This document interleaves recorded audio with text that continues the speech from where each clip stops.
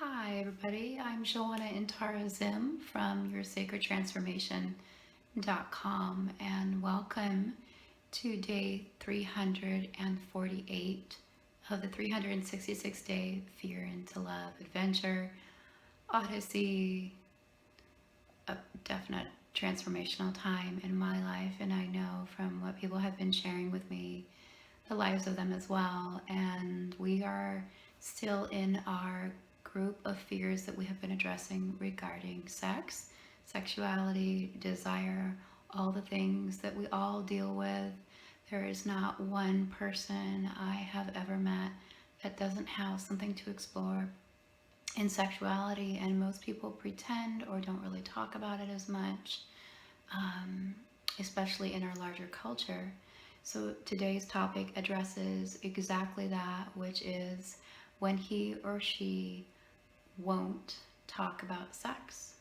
It's amazing to me when I sit with couples, the three main issues that are challenging and the most difficult to talk about are sexuality, money, and then sort of third is number three is death, dealing with issues around death and mortality and how that makes us feel. So, why are these two issues, money and sex, so difficult to deal with? Our culture has a lot. This is second chakra issues and first chakra issues. This is sort of where we're evolving on a culture, is how we do creativity or destruction, how we do sexuality, how we take care of life and take care of each other. And what is it about our culture being afraid of talking about sex? There is such tremendous vulnerability in addressing sexuality, sexual fears, concerns, desires, um, fears of feeling inadequate. And ever since I've been on the planet, which has been 44 years, I've observed it everywhere. I grew up in a family where anything that had to do with sexuality it was just giant giggles, laughter, ranging from kind of scoffing laughter all the way to ridiculous laughter. And there's different transmissions of how sexuality works in every family. I think I was talking about this in the video from the other day. And I'm really, have been inquiring deeply into these last 4 or 5 days on sexuality. What are the fears? Are the fears around that it's dirty, that it's bad, that it's shameful? I mean, certainly, religious institutions, for the most part, have not given us humans a great transmission on how to do sexuality, let alone how to do the body. I think these are elements of our human experience that are just now finally getting discussed in a larger way through crisis, initially in the church or in other organizations where these issues have started to have to be discussed, and the role of the feminine in all of that, and the body and sexuality. It's all up for discussion. We're all seeing it on our news feeds and in the news, and the topic of discussion all the time.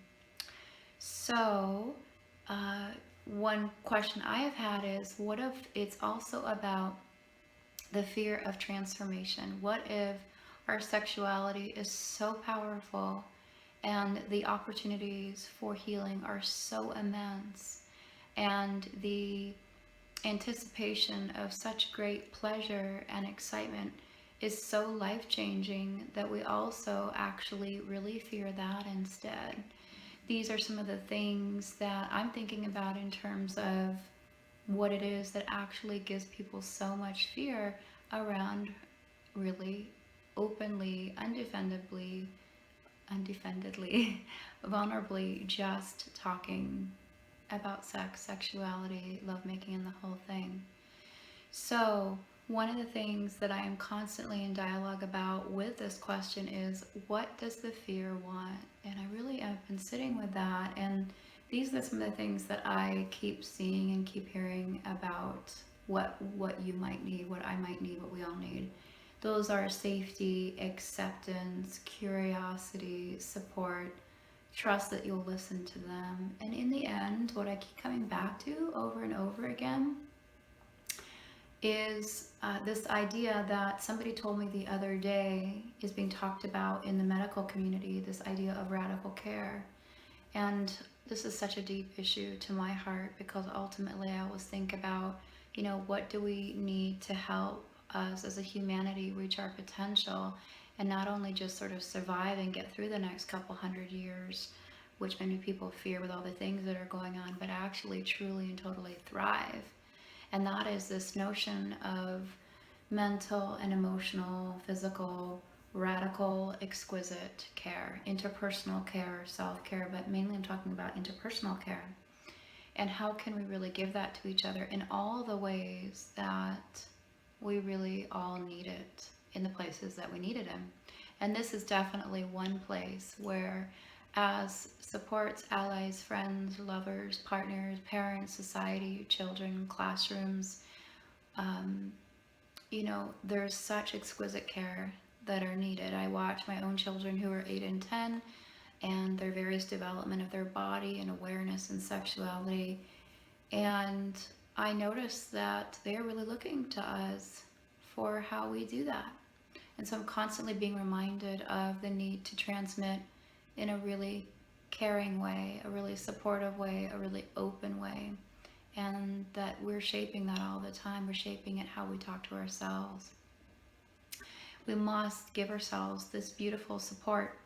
And I want you to give yourself that beautiful support too. If you or someone in your life has an issue talking about sex, there's ultimately nothing that a deep well of exquisite care and support can't resolve. I really believe that. And the price of not being able to attend to that, is that something that you or anybody you know would still be willing to pay? It's a lot to shove down these conversations. I experience, because I have done it for sure, is it can hurt your nervous system. I felt it hurt my body. I felt it hurt my heart. I have had panic from shoving down conversations that were difficult, especially including conversations about sexuality. So I want to really support you and encourage you to just really give it what it needs, like really ask what the fears need, give them what they need, let the care come forward, and, really ask this question of, can your relationship afford to not have these conversations anymore, or even you with yourself? Can you not have conversations with you about anything in the sexual realm that needs your attention?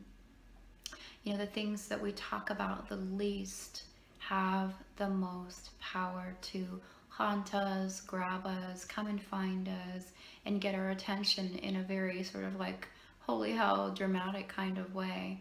This is what I see with couples, especially when it comes to sexuality. And then all the dynamics come along.